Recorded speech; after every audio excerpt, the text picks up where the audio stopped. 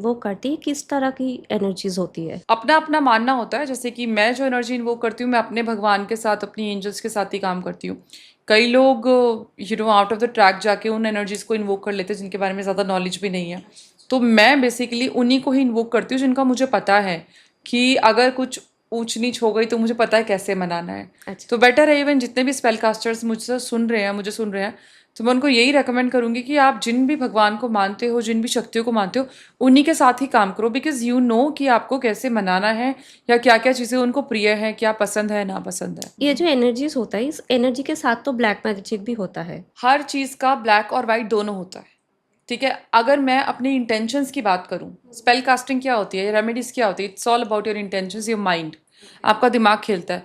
अगर मैं अपनी एनर्जी की बात करूं या किसी भी इंसान की एनर्जी की बात करूं, अगर वो एविल थ्रो करता है, आपको गलत एनर्जी थ्रो करता है, हम दोनों बैठे हैं और अगर मैं आपके बारे में नेगेटिव सोच रही हूँ, थिंकिंग बैड कि आपके साथ ये हो जाए वो हो जाए, सो सम हाउ मैं आपके ऊपर डार्क एनर्जीज ही थ्रो कर रही हूँ।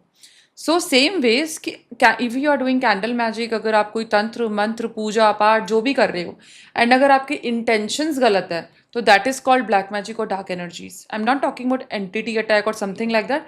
बट डार्क एनर्जीज क्या है, इविल क्या है, कि आप किसी को नकना है, वो आपके ऊपर है। तो मतलब हम लोग जब कोई करेक्ट इंटेंशन से कुछ करेंगे लाइक एनर्जीज के साथ, वो हमेशा वाइट मैजिक ऑफ या वाइट। कोर्स, अगर आप किसी की भलाई कर रहे हो तो दैट इज कॉल्ड वाइट। अगर आप किसी का ये चाह रहे हो कि इसका ये काम बिगड़ जाए, मेरा काम हो जाए, इसका पति छूट जाए, मेरे पास आ जाए, बहुत सारे क्लाइंट्स होते हैं ऐसे कि इसका ब्रेकअप हो जाए, इसकी वाइफ मेरे पास आ जाए, पति आ जाए, तो ये सब होता है, गलत चीज़ होता है। बट डेफिनेटली अगर आप पैसे के लिए गलत काम कर भी रहे हो, है ना, तो ये कार्मिक चीज़ें घूम के साइकिल जो है अपने ऊपर आती है। और हमारे ऊपर कैसे आती है, हमारे ऊपर हमारे बच्चों के अकॉर्डिंग आती है, बच्चों के हिसाब से आती है। बिकॉज कोई भी इंसान है ना, सबसे ज़्यादा दुखी तब होता है जब उसका बच्चा दुखी हो।